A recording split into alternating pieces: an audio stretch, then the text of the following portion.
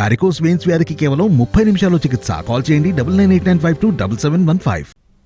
వైసీపీలో మార్పులు చేర్పుల ఎఫెక్ట్ కొన్ని చోట్ల స్పష్టంగా కనిపిస్తోంది. కొందరు సిట్టింగ్ ఎమ్మెల్యేలతో పాటు వైసీపీ సీనియర్ నేతలు పక్క చూపులు చూస్తున్నారు. ఇప్పటికీ పలువురు కీలక నేతలు చంద్రబాబు సమక్షంలో టీడీపీ కండువా కప్పుకున్నారు. ఎన్నికల వేళ ఏపీలో వలసలు జోరందుకున్నాయి. వైసీపీలోని అసంతృప్త నేతలు టీడీపీలోకి వెళుతున్నారు. వైసీపీ ఎమ్మెల్సీ సి రామచంద్రయ్య ఉన్నట్లుండి టీడీపీ కార్యాలయంలో ప్రత్యక్షమవడం హాట్ టాపిక్ గా మారింది. కొంతకాలంగా ఆయన పార్టీపై అసంతృప్తితో ఉన్నారు. చంద్రబాబు సమక్షంలో ఆయన పార్టీలో చేరారు. తనలాగే వైసీపీలో చాలా మంది ఉన్నారని, వారంతా సమయానుకూలంగా బయటకు వస్తారన్నారు రామచంద్రయ్య. ఎప్పుడైనా ఊహించారని నేను అసంతృప్తిగా ఉన్నాను. నేను ఎప్పుడు అటువంటి వాళ్ళు ఇంకా ఎంతమంది ఉంటారు మీకు తెలియదు కదా. నేను అసంతృప్తిగా ఉన్నాను.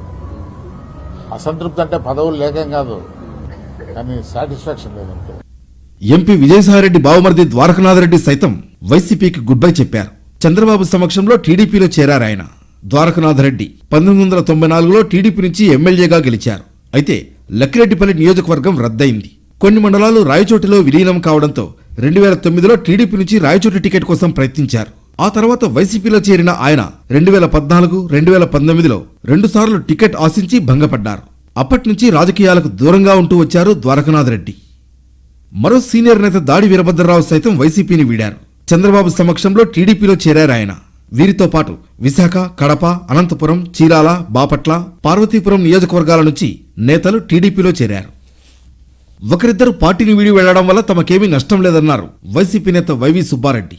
కొందరు వారు వ్యక్తిగత కారణాలతోనే బయటకు వెళుతున్నారని, భవిష్యత్తుకు భరోసా ఇచ్చినా పార్టీ మారుతున్నారని చెప్పారు.